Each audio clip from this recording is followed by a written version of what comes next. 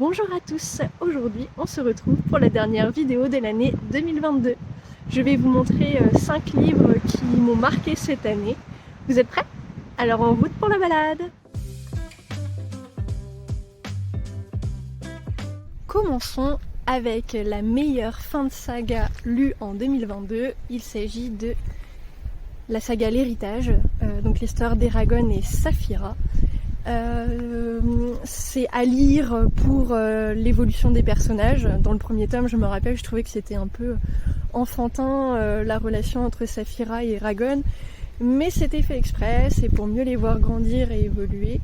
J'ai beaucoup aimé aussi l'antagoniste qui se fait désirer au long des tomes, mais qui est appréciable dans le sens où moi j'ai trouvé sa cause juste. C'est juste que la façon dont il essaye de faire en sorte que ce qu'il a envie qu'il advienne pour son royaume se passe est pas très honorable. Donc la cause est juste, mais la façon de faire est détestable, c'est ce qui en fait le méchant de l'histoire.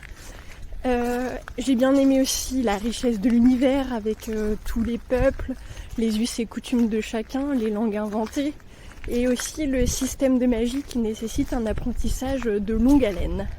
Ensuite, dans la catégorie meilleur distributeur de rire et de larmes, nous avons Mémoire de la forêt de Michael Brun-Arnaud, le premier tome illustré par Sanoé, et le premier tome s'appelle Les souvenirs de Ferdinand Taupe.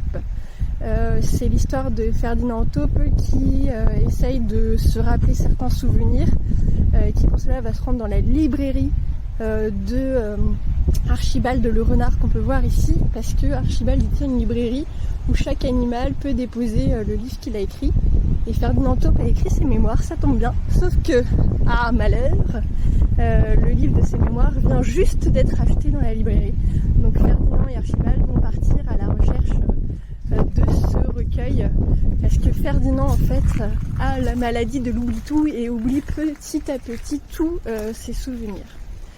À lire justement pour la maladie de l'oubli-tout, qui est clairement une référence à la maladie d'Alzheimer.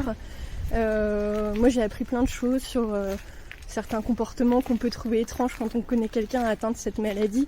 Et là, ça permet d'avoir une explication douce, intéressante sur ce sujet. J'ai bien aimé la relation entre Archibald et Ferdinand. Archibald qui est très patient, qui est à l'écoute de son ami. Il y a plein de petites histoires qui font avancer la quête de Ferdinand pour retrouver ses souvenirs, donc des histoires qui nous font rencontrer plein de petits personnages sympas, mignons, et tout ça illustré par Sanoé, c'était sublime. Dans la catégorie meilleur graphique, j'ai choisi 16e Printemps de Yunbo aux éditions Delcourt. C'est juste magnifique.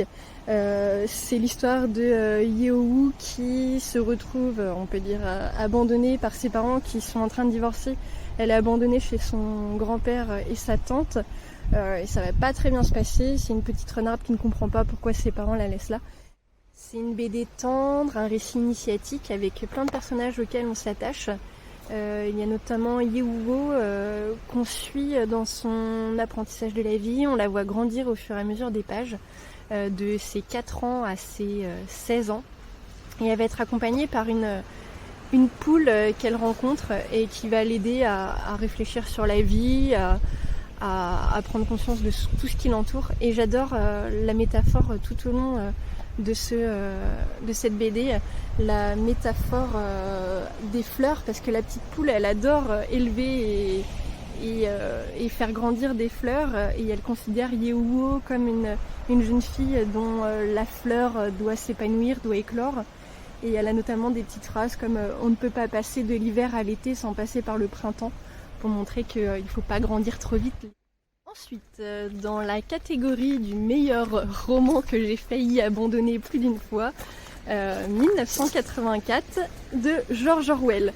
Alors je vous épargne le résumé, c'est un peu compliqué, mais ça dépeint une société assez prophétique, remplie de dictature, avec une liberté d'expression proche de zéro, voire zéro, avec une censure extrême. Alors le début je l'ai trouvé assez long, mais je me disais que c'était pour planter le décor et pour se rendre compte de la difficulté d'évoluer dans cette nouvelle société. Après, j'ai trouvé le milieu assez bien, puisqu'il y a la rencontre avec un nouveau personnage qui va faire évoluer les choses et ça devient un petit peu plus contestataire. Et après, il y a eu un moment assez compliqué aussi, un moment de politique, jusqu'à la fin que j'ai trouvé extraordinaire. En fait, je me demandais pourquoi tout le monde aimait 1984, parce que je trouvais pas exceptionnel jusqu'à ce que je lise la fin. Il faut le lire pour son côté un peu angoissant, flippant.